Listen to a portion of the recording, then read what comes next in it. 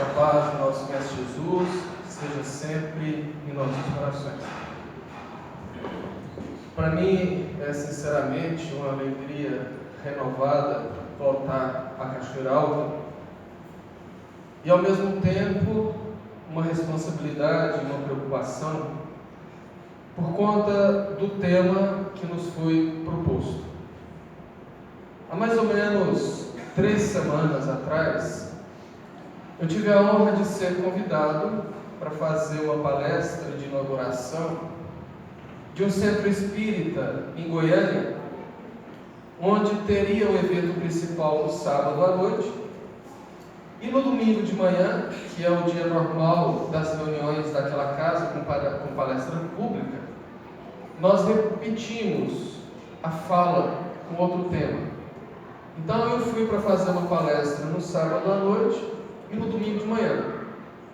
E eu havia preparado um assunto, uma palestra para fazer no domingo de manhã. Obrigado. Mas quando eu acordei no domingo, uma vontade de falar um outro tema.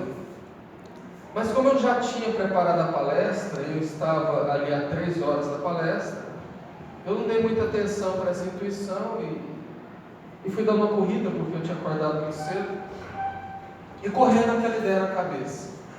E quando eu fui passar a palestra que eu tinha preparado, a sensação que eu tive foi de estar dirigindo um carro com o freio de mão puxado. Por mais que você acelera, o carro não quer andar. E aí eu resolvi então fazer lá alguns tópicos e falar naquela oportunidade sobre suicídio.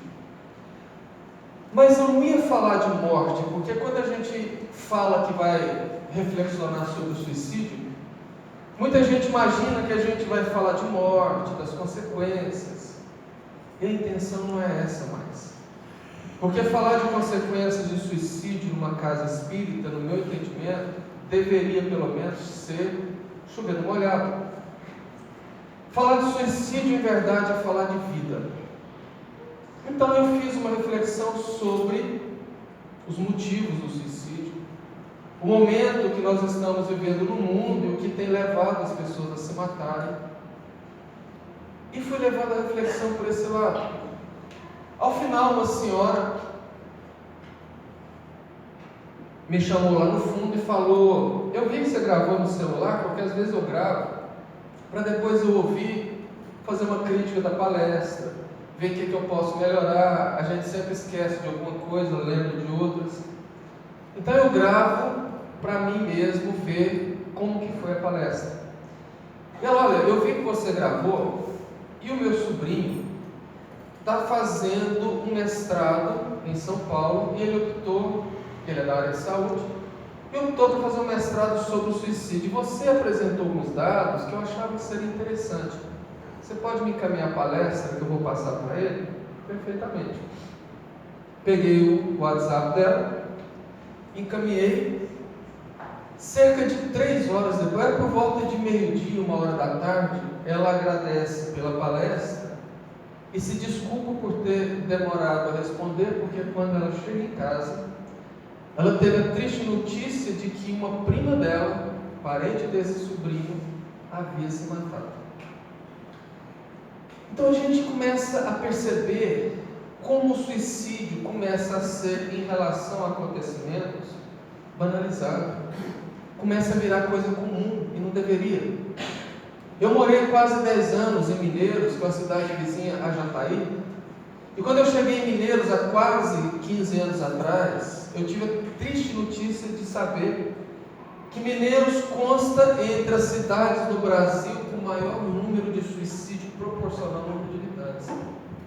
Uma cidade de 60 mil habitantes. É uma cidade que dificilmente você passava 30 dias sem saber de um caso de suicídio. Sempre tinha. Às vezes em 3 semanas, em 4 semanas, mas no mínimo uma vez por mês tinha um caso de suicídio. Em Jataí hoje, a coisa já está alarmante. Nessa semana que eu cheguei dessa palestra em Goiânia, a prima de uma amiga minha, 32 anos, se matou. O noivo desesperado. porque ela havia tentado o suicídio uma vez antes. Os médicos conseguiram voltar, e ela dessa vez pegou umas medicações da sogra e tomou. Só que ela voltou à consciência antes de morrer, implorou para que não morresse, e não teve jeito. E conversando com uma enfermeira, que era amiga dela, e que atende no centro médico de Jataí, hoje no Hospital das Clínicas, ela falando que a quantidade de pessoas que dão entrada lá naquele hospital por semana com tentativa de suicídio está muito alta. Então são por situações como essas que eu acho extremamente importante nós levantarmos este assunto, principalmente dentro de casas espíritas. Porque a tendência é justamente o número de suicídios no mundo aumentar. Nós compulsamos algumas pesquisas e que parecem ser antigas, porque já datam de 2, de 3 anos, mas estão extremamente atualizadas. A primeira delas já vai para uns 3 anos.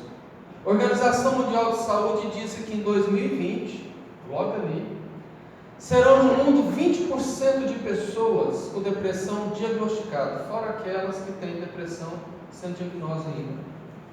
E a Universidade de Colômbia soltou há 1 ano e meio, 2 anos atrás no máximo, um estudo dizendo que em 2025, ali na esquina, seremos no planeta Terra 1 a cada 2 pessoas com algum tipo de transtorno de ordem psicológica. Se vai chegar um ponto de 50% da população ter algum tipo de transtorno, obviamente, o caso de suicídio tende a aumentar. E tende a aumentar numa curva crescente muito forte e muito rápida. E não é difícil nós imaginarmos os porquês. Quando nós observamos como as pessoas, a maioria das pessoas, tem levado a vida muito pautada na materialidade, eu não me lembro, com toda sinceridade, de observar uma sociedade tão viciosa, tão viciada, tão materialista. A necessidade que as pessoas têm de ter as coisas das melhores marcas, dos últimos lançamentos, de vestirem as roupas da moda, de frequentarem os lugares da moda, os melhores locais, de se matarem para pelo menos andar num carro aceitável, para lutar para ter uma conta bancária pelo menos razoável, uma vida pautada como se nós fôssemos corpos que tivéssemos espíritos.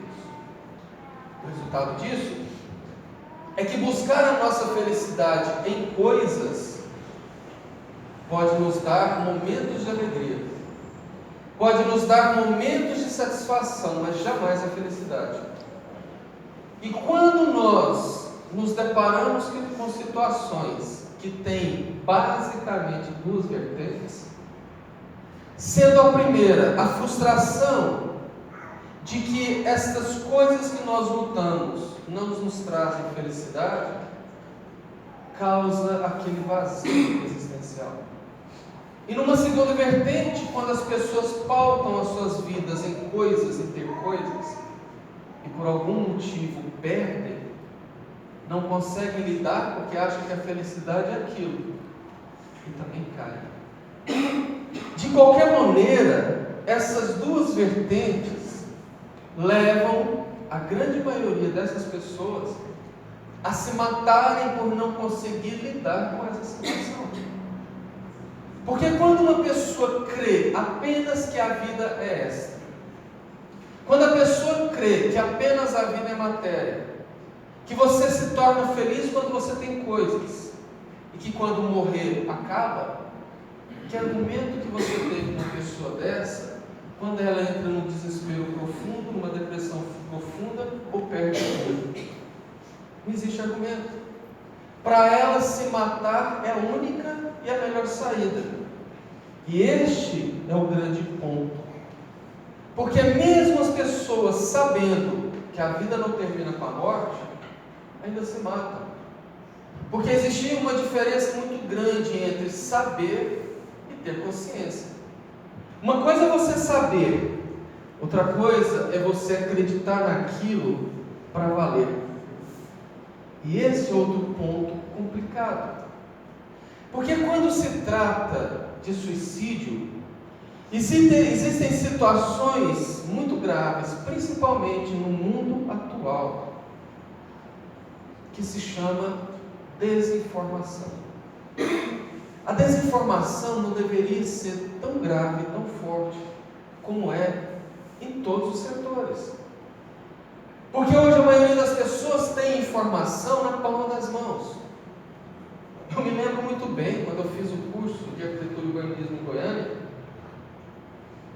eu precisava fazer qualquer trabalho, eu tinha que ir na biblioteca da universidade, pesquisando a literatura que lá existia, que geralmente era ou em inglês ou em francês, e não tinha tradutor, porque não existia a internet como hoje. A gente tem que se virar. Hoje, com o celular na palma da mão, qualquer pessoa acessa qualquer livro, qualquer biblioteca, qualquer lugar do mundo, e já vem traduzido pelo Bing ou pelo Google.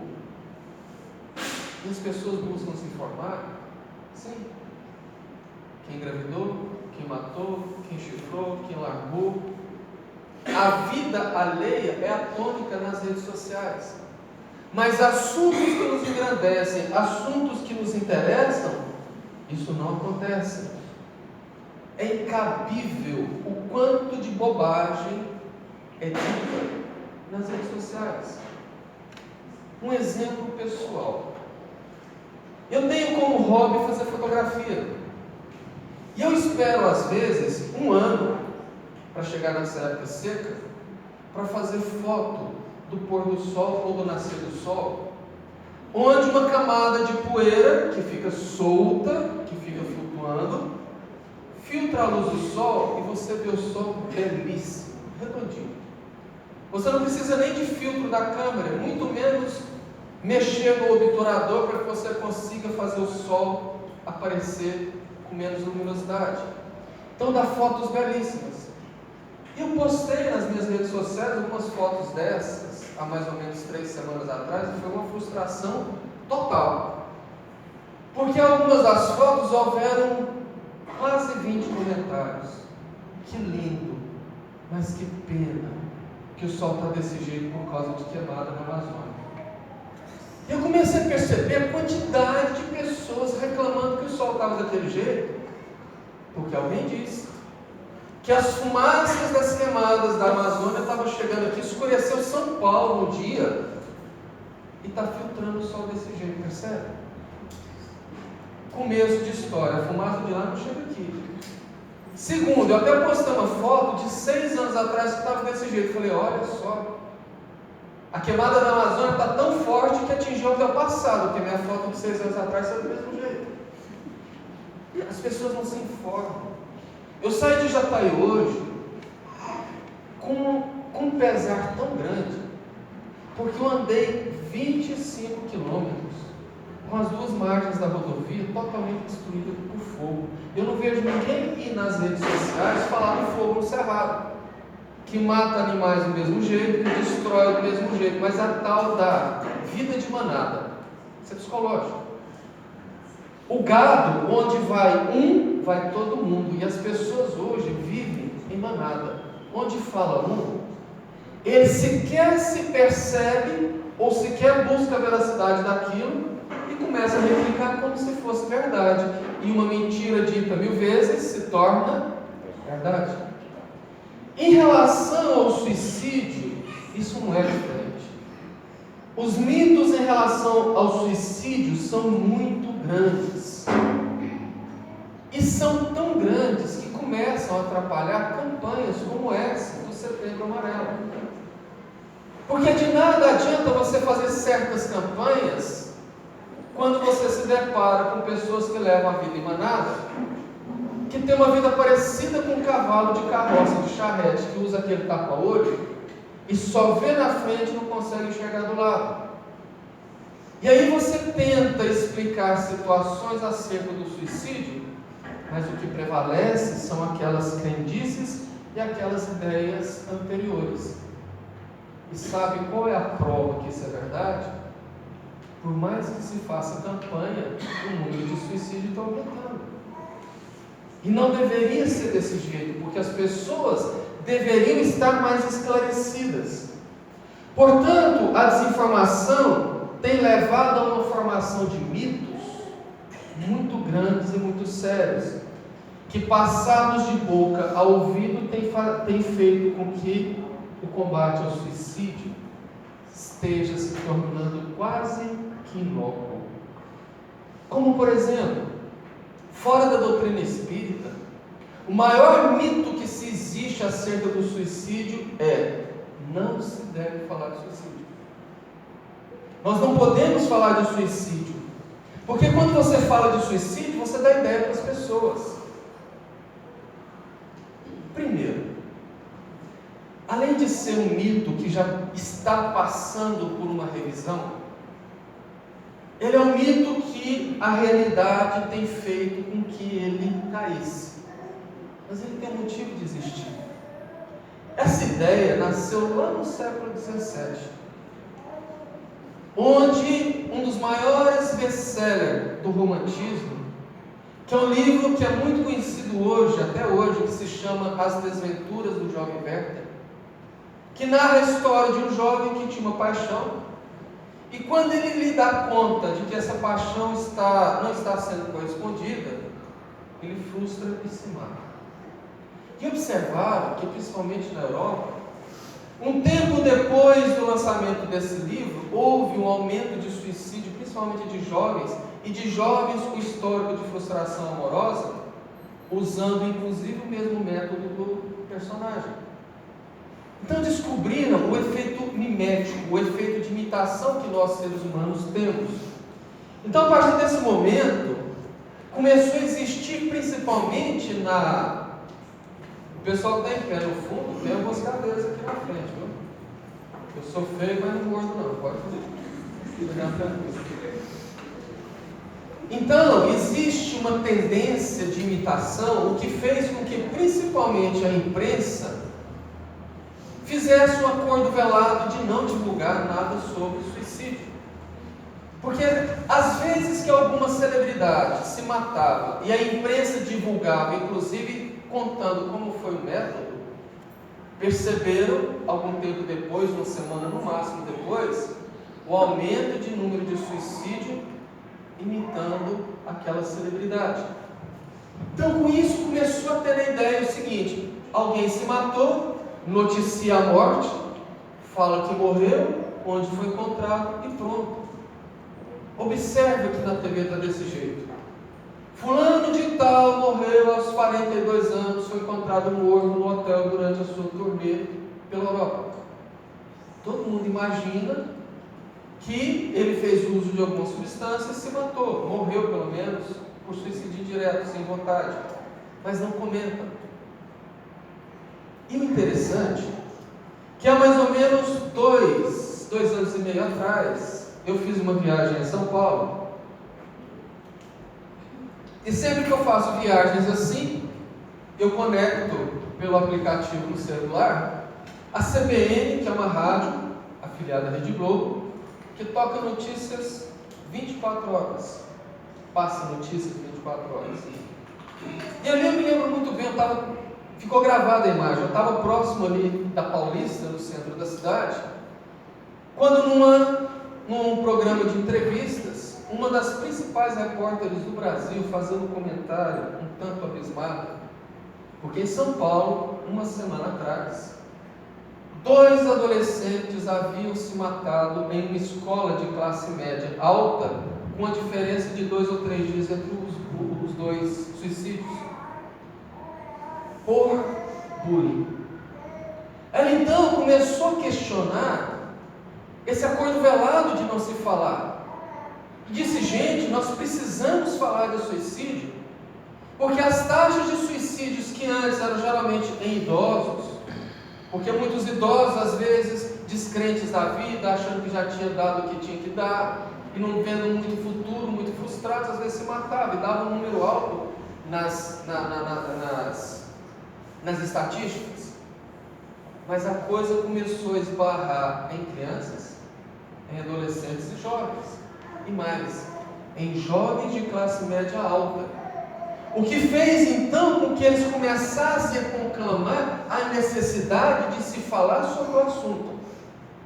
Porque só no Brasil o aumento de suicídio entre crianças e adolescentes cresceu assustadores 20% nos últimos 10 anos.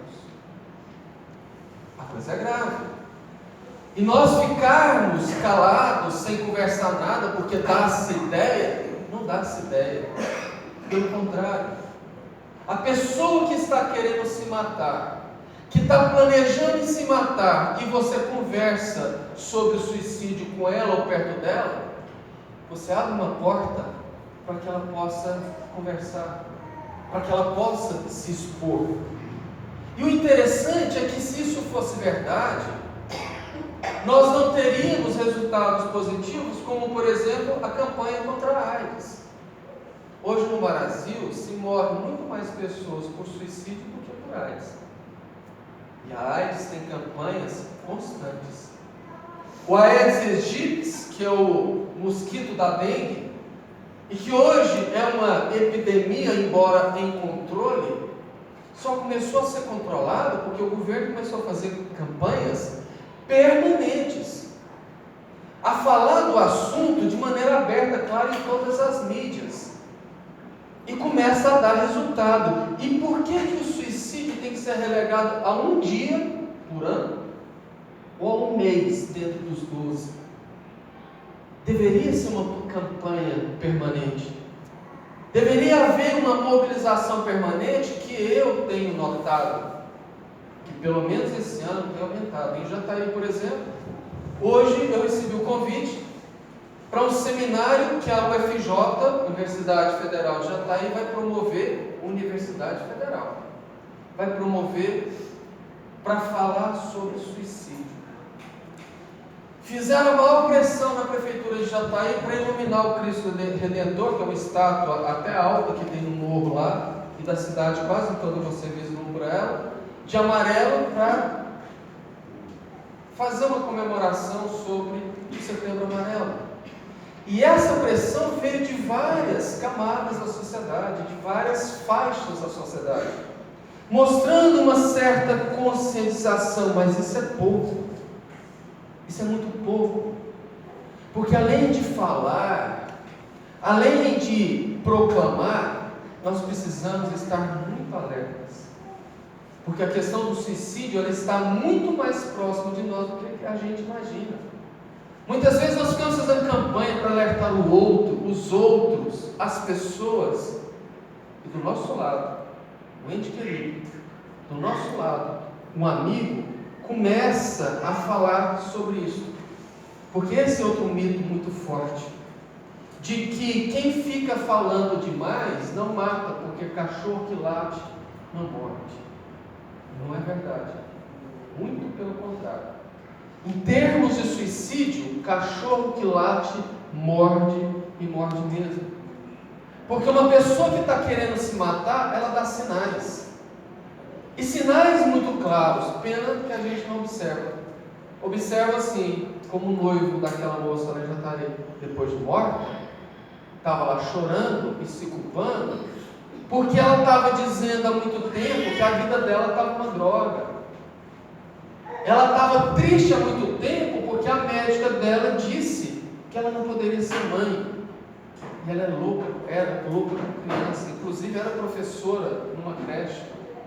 E o fato dela nunca querer poder ser mãe, casando, e naquela autocobrança de meu marido quer ser pai, e eu não posso ser mãe, se mata. Mas ela deu sinais como as pessoas dão. Quando as pessoas começam a falar, eu tenho uma vontade de dormir, não acordar mais, porque minha vida está uma droga, está tudo ruim, eu não suporto mais viver, está tudo muito difícil. O que geralmente as pessoas informadas fazem nessa situação? Deixa de frescura, deixa de ser dramático. Você fica reclamando de nada, sua vida está muito boa. E não é assim que a gente tem que agir. Porque a pessoa está justamente pedindo socorro, porque cada um tem uma maneira diferente. Por isso nós precisamos precisamos estar abertos aos diálogos, nós precisamos estar abertos para conversar. Porque muita gente fala que quem está falando muito de suicídio, na verdade, querendo chamar atenção, é outro mito. Porque isso não é verdade. Cada pessoa, como eu disse, tem uma maneira própria de lidar com os seus problemas, com a sua dor. Às vezes o que para mim, Carvalho, é bobagem, para ela, a Maria, é algo muito forte, muito sério. Uma situação que às vezes ela lida com certa facilidade, eu não consigo lidar. Porque cada um tem uma sensibilidade e uma visão diferente em relação às coisas. Nós temos valores diferentes. Muitas vezes nós valorizamos coisas que para outras pessoas aquilo ali não tem o menor valor.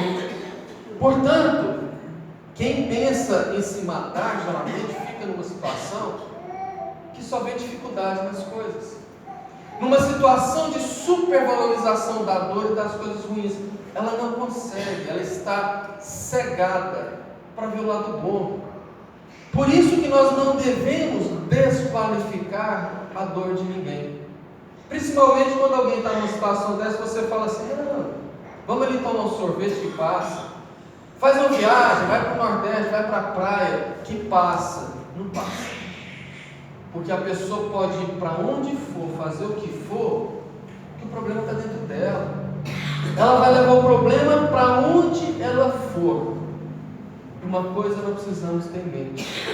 Por mais desconfortável que seja conversar sobre esse tipo de assunto, é muito melhor conversar. É muito melhor nos expormos do que depois chorar sobre o caixão e nos culpar das situações. Por isso que muita gente também tem o mito de achar que quem já tentou se matar não repete. Quem tomou um susto. E quem fala isso dá vontade de levar para conversar com aquela enfermeira.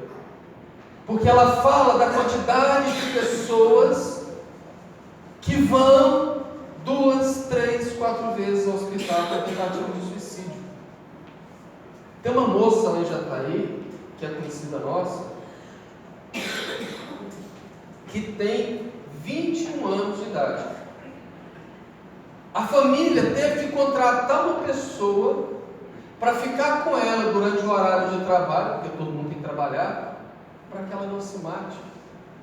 Ela é uma pessoa que está numa situação que ela não pode ficar sozinha no quarto, que se no quarto tiver um lençol, ela vai fazer uma forca e tentar se matar. Então, na realidade, a pessoa que tentou se matar, ela repete, porque ninguém acorda e fala assim, eu vou me matar.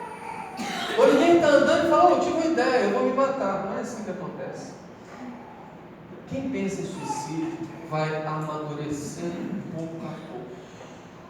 Ele começa a achar que a vida está muito ruim, que está muito difícil, e que não tem saída, e que talvez um método ou outro poderia ser menos doloroso, mais doloroso. Ela começa a arquitetar aquilo, e algumas vezes tenta e não consegue. Se não me engano, ano passado eu contei aqui nessa casa a história de uma ex-vizinha minha de parede lá em Mineiros. Eu morava num prédio e veio morar do lado do meu apartamento uma cliente minha. Uma pessoa que, casada, me contratou com o marido para fazer o projeto de um comércio numa cidade já no Mato Grosso do Sul, Costa Rica, que fica 1h30 de Mineiros. E um tempo depois que começou a obra, eles se separaram e ela veio morar no apartamento que era deles, que era locado do lado do meu. E por 3 vezes nós tivemos que ir a Costa Rica resolver problemas da obra. Portanto, 1h30 de ida, 1h30 de volta, são 3 horas, vezes 3 vezes, 9 horas. Durante 9 horas nas 3 viagens, por mais que eu tentasse mudar de assunto, por mais que eu ia em outro assunto, a gente voltava no assunto do suicídio. Porque ela perguntava tudo. Ela queria saber de tudo. E ela era católica. Mais ou menos, talvez aí uns 8, 10 meses depois, eu morava em Mineiros, sempre vinha para Jataí aos finais de semana. E eu só ia para Mineiros no final de semana quando eu tinha palestra. Porque até hoje, o último domingo do mês, eu faço palestra na Casa Espírita do lado.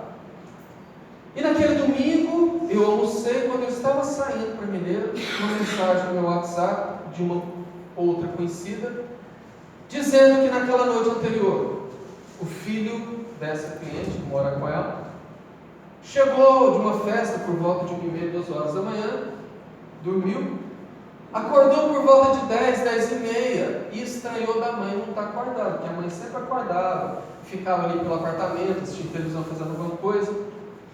Quando ele estranha que ela está demorando a acordar, e ele entra no quarto, ela está pendurada no armário enfocada. Eu me lembrei que algumas semanas antes, numa temperatura como essa, gostosinha, de 40 graus que a gente está passando, eu encontrei com ela 3 vezes no elevador com uma blusa de gola rolê. E a mãe dela falou que ela já tinha tentado suicídio 2 vezes.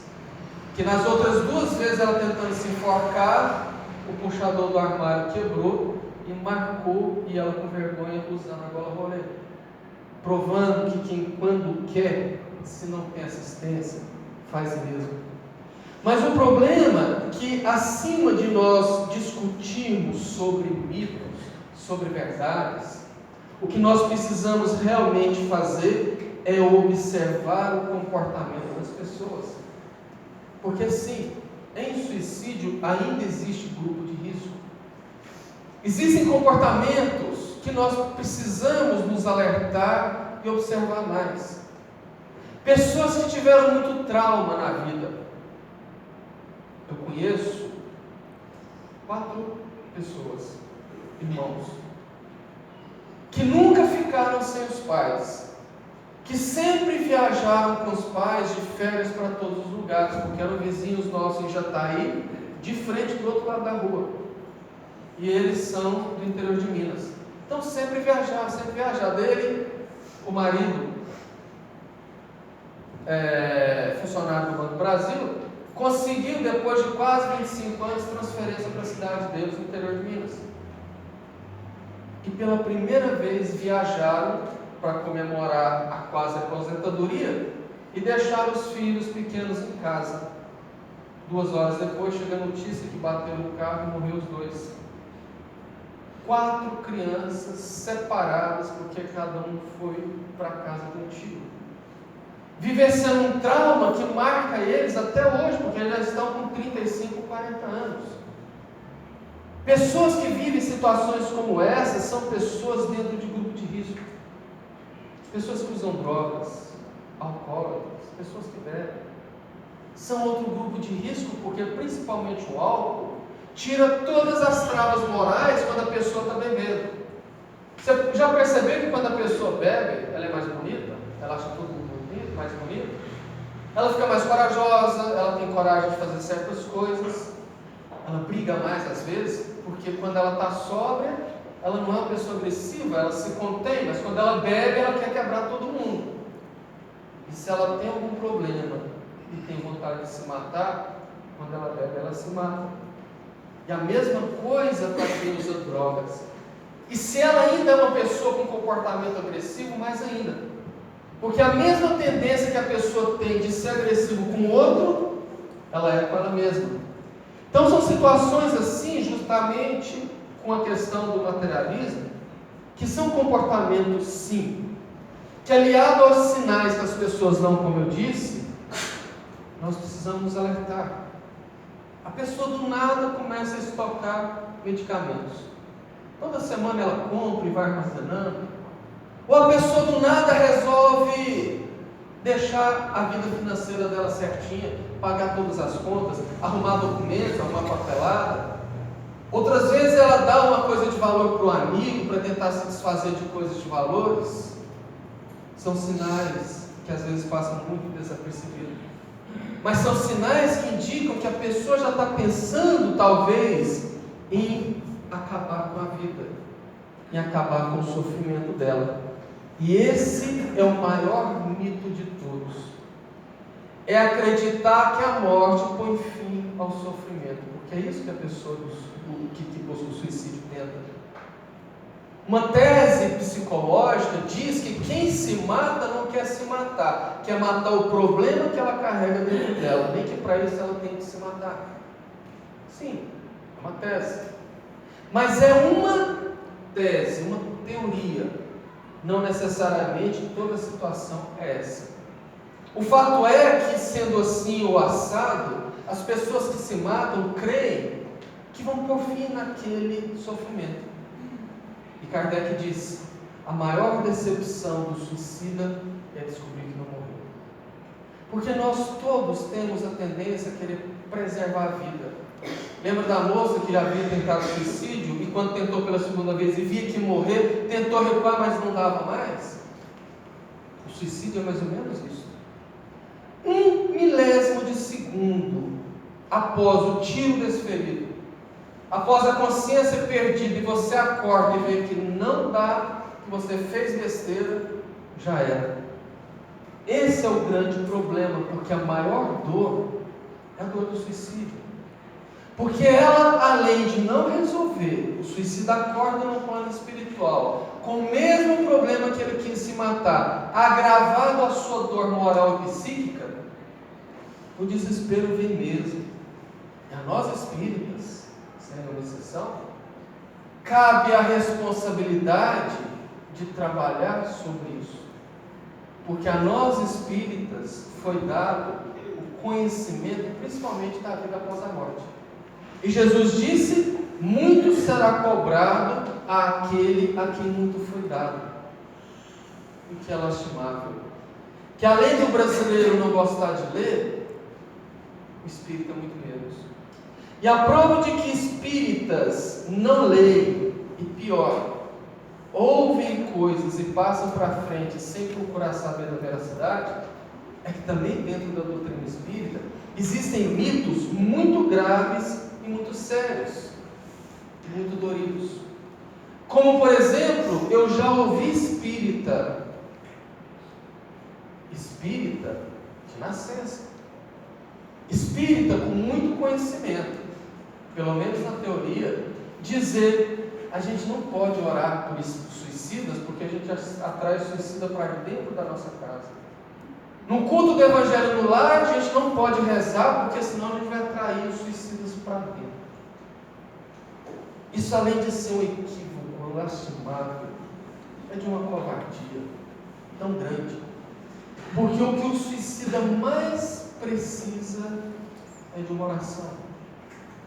Porque é o único alento que ele consegue ter, porque a condição de um suicida é tão dolorosa, que Emmanuel disse que o amor de Deus fez com que, quando uma pessoa orasse para um suicida, através do fluido cósmico, essa oração é levada ao mesmo tempo por todos os suicidas, para todos os suicidas. Que uma oração pode ser uma gota d'água na língua de alguém que está perdido no deserto há 2 dias. Você pode achar pouco? Tenta ficar um dia sem beber água e depois bota uma gota d'água na sua língua para você ver se não dá um alívio. Isso é muito sério. Nós desconhecemos o poder de uma oração. Não estou falando de oração repetitiva, aquela que você começa: Pai nosso que estás nos céus, amanhã tem que pagar o negócio, santificado seja o nosso nome, nosso eu tenho que ir embora, que daqui a pouco tem um programa na TV. Não é esse repetitório de palavras, é uma oração sincera, aquela que você faz com o seu sentimento. Porque muita gente fala assim: fulano, faz uma oração para mim, faz uma oração para minha família, porque sua oração é forte. Não existe oração forte. O fulano e o ciclano não sabem da sua dor, quem sente a dor somos nós. Já viu que quando eu começo uma palestra, boa noite a todos, que a paz de Deus seja em nossos corações, que a paz de Jesus seja em nosso... Isso é uma oração. É aqui que eu me conecto com o plano espiritual para, às vezes, receber intuições, para que eu possa me concentrar na minha fala. Você fala assim: ô Jesus, me ajuda. Com sentimento, é a oração mais forte. Você pode orar no trânsito, na sua casa, no trabalho. Não precisa ter posição, não precisa ter roupa, você não precisa ir no centro para orar. A oração é uma comunicação do meu eu com Deus. E nós emitimos um sinal psíquico com o pensamento tão forte que André Luiz falou das formas de pensamento. Que tudo que nós pensamos, nós materializamos no plano espiritual. Que muitos espíritos descobrem que nós somos, observando as formas de pensamentos que estão em torno de nós. Se tivesse algum médium clarividente aqui agora e me olhasse, ia ver um prato de comida girando aqui, porque eu não jantei para morrer de fome. Porque eu estou projetando no plano espiritual os meus pensamentos. E quando você cria um sentimento e emite com o suicida, ele recebe. André Luiz falou do vale dos suicidas, que muita gente, equivocadamente, e que é um mito dentro da doutrina, acha que é um castigo de Deus para os suicidas, porque todas as descrições que se faz, tanto de André Luiz, Manuel Filomeno de Miranda, Camilo Castelo Branco, falam de um lugar de dor, muito feio, muito com mau cheiro, um lugar onde é nublado, neblina, onde quase nunca se vê a luz do sol, com um piso tão pegajoso que as pessoas não conseguem andar sem grudar, que é um lugar muito feio. Não é difícil a gente entender isso, basta ter um pouquinho de conhecimento. Na verdade, esse local que foi intitulado Vale, porque é um vale, são vários. Não existe um vale do suicida, existem vários. Os vales dos suicidas são desse jeito por conta do pensamento dos suicidas. Alguns deles, não são todos também, são reunidos, perambulando pela cidade, nos cemitérios, em qualquer lugar, e levados para uma quarentena, onde ali eles são protegidos deles mesmos.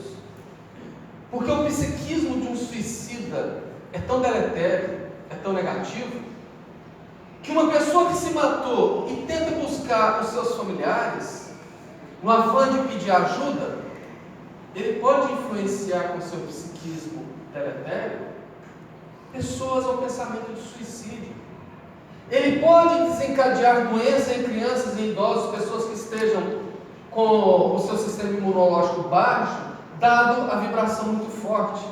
E pior, podem ser vítimas de obsessores vampiros, que buscam eles para uma espécie de escravização, os manterem presos para sugar o fluido vital que eles têm de sobra, aumentando muito mais o sofrimento deles. Então, para evitar isso, pega todo mundo e bota ali no lugar para esperar o tempo de extirpar o fluido vital, para tirar, por assim dizer, o peso, para que possam ser guindados às esferas superiores para socorro. E como ali naquele local é só pensamento de dor, de sofrimento, de mágoa, de raiva, de remorso, que tipo de ambiente psíquico isso forma? O que eles descrevem. Imagine nós, talvez tenha assim pessoas aqui dentro, lacramos hermeticamente esse salão e fica todo mundo aqui dentro, menos eu, que eu tenho que vigiar que ninguém saia. E fica todo mundo aqui por 6 meses. Aqui dentro todo mundo libera os seus fluidos, os seus odores. Não sai nada daqui de dentro, 6 meses. Como que vai ficar esse salão depois de 6 meses a gente abrir? As paredes vão ter azuis, né? Imagina um local que por anos, por décadas, se exala toda sorte de pensamentos ruins. É o vale dos suicidas. Percebe? Por isso que a oração serve de alento, e serve mesmo. Porque outro mito muito dorido dentro da doutrina é achar que tudo é obsessão. Minha unha do pé encravou, é obsessor. O interessante é que tem espírita que fala de evangelho, que tudo para o evangelho é o demônio, o capeta, o Satanás. A versão espírita de Satanás é o obsessor. Tem pessoas que o obsessor fica sentado do lado e fala: meu filho, você não precisa nem de mim, porque você faz tanta besteira na sua vida, que você consegue estar na sua vida sozinho. E a gente acha que a pessoa está deprimida, vamos levar para o trabalho de desobsessão. Eu não me preocupo em levar para o psiquiatra. Eu não me preocupo em abraçar e dar um amparo. Não, vamos levar para a desobsessão porque é mais fácil. E nem sempre é obsessão. Dr. Bezerra falou no início do século retrasado, usando um termo da época: nem toda loucura é loucura. Pode ser obsessão. Como nem toda obsessão é obsessão. Pode ser loucura. A linha tênue que divide os problemas psíquicos, entre ele a depressão e a obsessão, é muito tênue. Às vezes se interpenetram, mas existe uma diferença. Às vezes a pessoa deprimida atrai o obsessor. Por quê? Porque está com a guarda baixa, está pensando só coisa negativa, só mau humor, só coisas ruins. E como nós sintonizamos pelo pensamento, vai atrair o obsessor.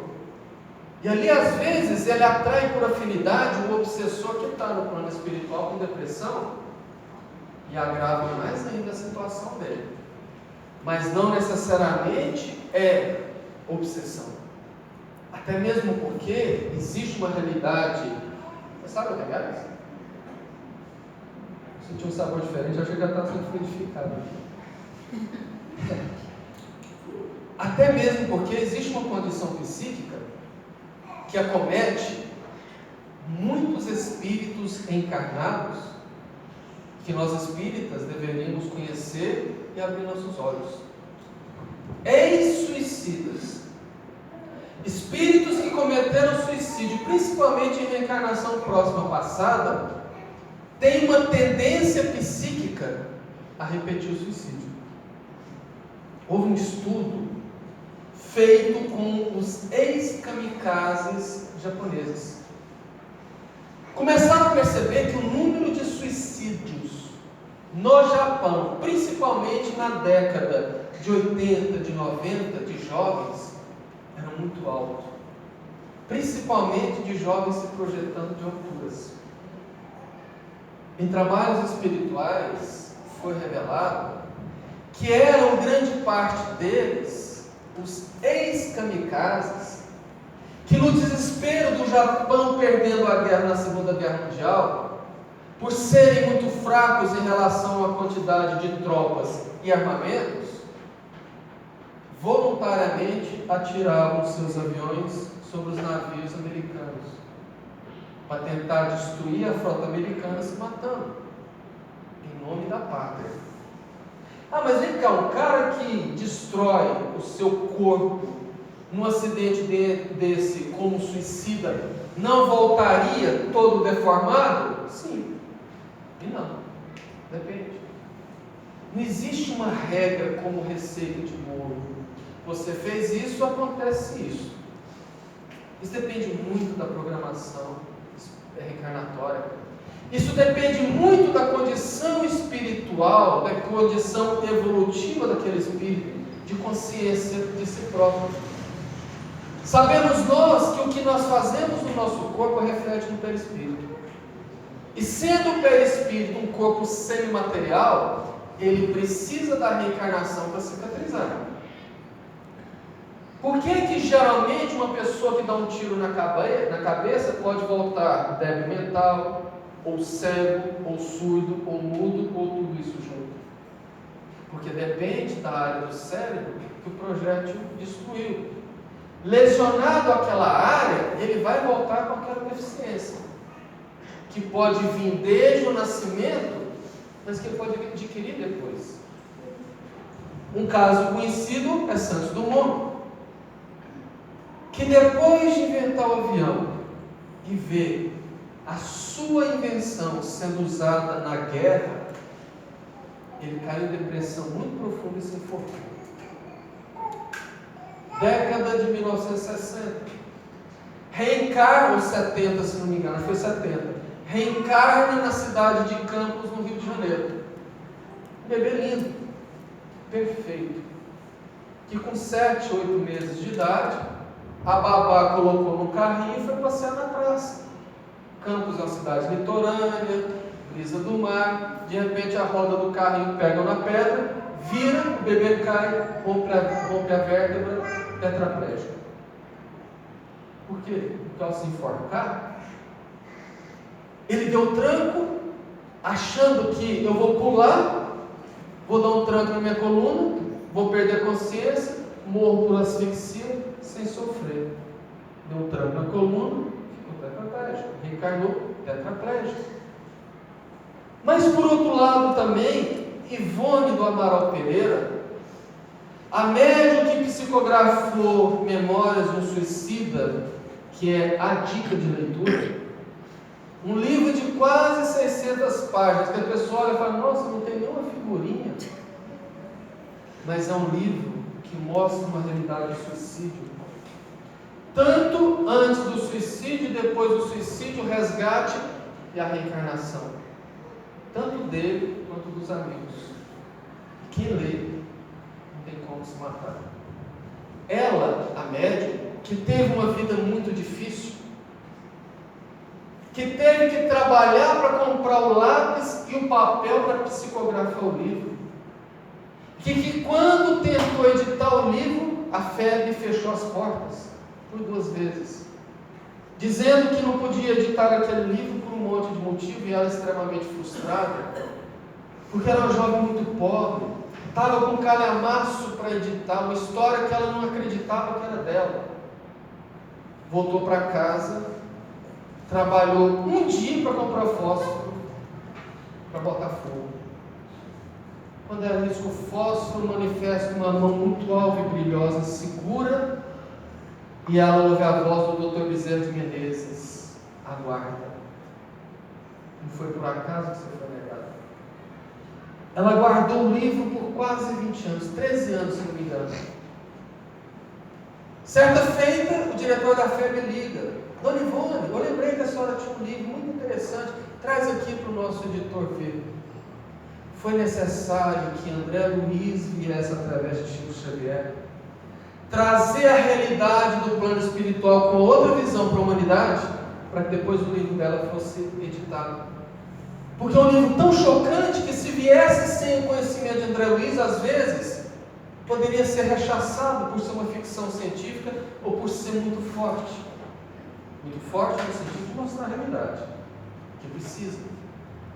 Ela é uma ex-suicida, que por esse motivo, por afinidade, ela conseguiu a sintonia psíquica de um suicida para trazer uma das melhores obras do mundo acerca de suicídio, e que não sofreu todas as consequências do suicídio, porque transformou o seu resgate em amor ao próximo, salvando vidas e mais vidas através da psicografia. Então, na realidade, isso não é regra geral, até mesmo porque essa ideia faz com que, talvez no meu entendimento, do pior dos mitos dentro da doutrina, é algo que comigo já aconteceu 2 vezes. Eu, às vezes, sou convidado para fazer palestras em várias cidades, inclusive fora do estado. Por 2 vezes, eu tive o desprazer de chegar numa casa espírita para falar de suicídio, e o dirigente me chamar no canto e falar: Carvalho, pega leve. Porque tem muita gente aqui, assim, esse assado insensível, às vezes um parente se matou. Eu falei: mas eu nunca peguei pesado. Pelo contrário, às vezes eu mostro a realidade. Porque veja bem, imagina você, o que você prefere? Você tem um ente querido muito amado, que está com câncer. Um câncer muito agressivo, que talvez vai levar a vida dele alguns meses. O que você prefere? Saber que ele está com câncer e ter a oportunidade de tentar um tratamento, ou no mínimo aplacar a dor dele, para ter uma morte confortável, ou ficar se enganando, sem saber, enquanto você é assustado e em choque? É o que acontece quando alguém tenta fechar os olhos, porque, meu filho se matou e agora ele está sofrendo. Não é assim. Repito, não é regra geral. Nós não podemos esquecer que Deus é Pai, que Deus nos criou, que Deus sabe das nossas deficiências e das nossas fraquezas. E como diz a codificação kardeciana, Deus sabe avaliar caso a caso. Se a lei humana, que é imperfeita, existem atenuantes, a lei de Deus não vai ter? Maria de Nazaré, o Espírito que veio de Sírios para receber uma grande missão, que foi ser a mãe de Jesus na terra. Um coração tão amoroso, que escolheu ficar na terra para ajudar a evolução da humanidade, e que, como um coração de mãe com amor gigantesco, é a responsável hoje no plano espiritual pelo socorro aos suicidas. Camilo Castelo Branco trouxe pela primeira vez a realidade dos servos da Legião de Maria, porque ele foi socorrido por um deles, ou melhor, por uma caravana deles, e depois guindado ao Hospital Maria de Nazaré, onde recebeu um tratamento tão carinhoso, tão materno, que quando a caravana daqueles ex-suicidas retirados do vale chegou até o hospital, que recebeu os primeiros socorros, os primeiros tratamentos, recebeu um tratamento de choque tão amoroso. Eles foram levados para o refeitório, e ali cada um recebeu uma tigelinha de sopa, que ao sorver a sopa, sentiu gostinho de infância. Sentiu como se estivesse em casa, criança, com a mãe dando aquela sopinha, para fazer o desligamento daquela lembrança de dor e entender que dali para frente a vida seria outra, de novas oportunidades. Então Deus não desampara ninguém. Mas nós não podemos fechar os olhos dentro da doutrina aos moldes das pessoas comuns fora da doutrina, que estão começando a descobrir que precisa sim falar de suicídio. Nós precisamos. E é importantíssima essa conscientização, e aqui eu me coloco com muita vontade para falar disso. Porque, como é conhecimento de muita gente aqui nessa casa, meu pai começou há mais de 40 anos atrás, portanto eu não era nem nascido, uma campanha sobre o aborto, que depois, por intuição, ele começou a fazer a campanha do suicídio também. E que salvou a vida de muitas pessoas. Eu já tive notícia que hoje, no plano espiritual, ele continua tratando os loucos, entre aspas, porque meu pai foi o idealizador e construtor de um sanatório espírita em Jataí, que viveu até mais ou menos 5 anos atrás, fechado pelo nosso ex-presidente Michel Temer, como todos eles no Brasil, pela reforma da psiquiatria.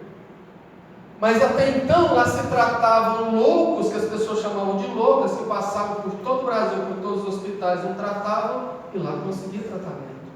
E alguns deles cura. Por quê? Porque nós tratávamos o corpo e tratávamos também os espíritos, o encarnado e os desencarnados. E hoje no plano espiritual ele continua esse trabalho, principalmente junto a suicidas. Nós desenvolvemos um trabalho mediúnico às quartas-feiras no Albergue São Vicente de Paula de Jataí, e invariavelmente, quando o suicida manifesta, meu pai está presente. Porque os suicidas, às vezes, são trazidos aos trabalhos mediúnicos para receber o choque anímico do médium para poder acordar. Porque chegam tão apertados, tão alucinados com a dor, que eles mal ouvem, que eles mal conseguem perceber o socorro, mas todos recebem. E alguns são trazidos porque ali conseguem receber o socorro. Então nós espíritas precisamos sim levantar essa bandeira. E eu acho que meu pai está achando que eu estou muito à toa, apesar de eu ter vários compromissos profissionais, graças a Deus, e principalmente na seara da doutrina. que caiu no nosso colo, meu e do meu irmão. O início, para setembro agora, já está aí, de um programa na rádio, web rádio, pela internet, Sintonia do Bem. Sintonia no Bem.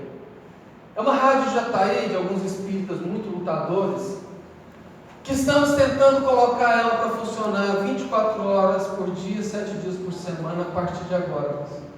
E nós vamos ter um programa lá, provavelmente às quartas, das 18 às 19, que vai ser repetido por outras 2 vezes a gravação, em outras horas e outros dias, falando só de suicídio e de aborto. Por quê? Porque nós precisamos falar. Eu trouxe aqui pela segunda vez alguns livros do meu pai, entreguei para a Jaqueline, para ela ficar à vontade na distribuição, que é um livro de leitura muito gostosa, muito simples, bem ao estilo André Luiz, que narra histórias verdadeiras que ele vivenciou com os alunos dele quando foi professor, fazendo alusão a assuntos sobre conflitos pessoais, psicológicos, aborto e suicídio. E que é muito importante porque nós sim precisamos trabalhar. Porque vai aumentar, e antes que chega dentro das nossas casas, antes que depois a gente vá se cobrar e se culpar, ou pior, quando retornarmos ao plano espiritual e ouvirmos que muito vai ser cobrado a quem muito foi dado, que nós evitemos isso. Que nós abracemos essa campanha, e fica aqui novamente a dica, Jaqueline Espíritas de Cachoeiral, para que se comece ontem nessa cidade, tanto a campanha do aborto quanto do suicídio, que se salvar uma vida já valeu, e não é campanha que precisa despender dinheiro nem tempo. Meu pai passou a vida inteira com o bolso dele vazio, fazendo pinturas em muro, em panfletos. E no dia do velório dele, quando estava lá meu irmão extremamente emocionado, minha mãe extremamente emocionada, chegou uma jovem de 18 anos no máximo, chorando muito, e vira para o meu irmão e fala: ele é seu pai, mas é meu pai também. Na hora do sepultamento, ela volta para o meu irmão e fala de novo: ele é seu pai, mas é meu pai. Peraí, como assim? Agora que a ficha caiu, depois que ele morreu, começa a aparecer outras filhas. Ele falou: não é isso não. Ele contou a história. Que quando a mãe dela engravidou dela, o covarde do pai biológico dela disse que não ia assumir porque o filho não era dele. E o pai dela, da mãe, portanto, avô da moça, disse que filha solteira dele não poderia engravidar depois ela fora da rua. E ela, no desespero, quis abortar até que encontra meu pai. E depois de alguns minutos de conversa, de outras conversas, ela resolve não abortar e tem a filha, por isso ela tinha no meu pai como um pai também. São histórias como essas que valem a pena o esforço e a luta. Como uma moça que estava descendo para a agropecuária para comprar chumbinho, veneno de rato para se matar, e descendo de moto numa rua, viu uma frase do suicídio no muro da escola. Quando ela vira a esquina, do outro lado, outra frase do suicídio. Ela foi para casa pensar naquilo, 2 dias pensando naquilo, voltou lá, releu e desistiu de se matar. A gente acha que não tem resultado. Por isso eu deixo aqui a dica. É muito importante. Nós precisamos sim acordar enquanto é tempo. Desculpa o atraso, mas é porque eu andei também 200 km, acho que vale a pena comer 10, 15 minutos. Que tenhamos todos uma excelente semana. Muito obrigado mais uma vez pela oportunidade e que Jesus nos abençoe. Que assim seja.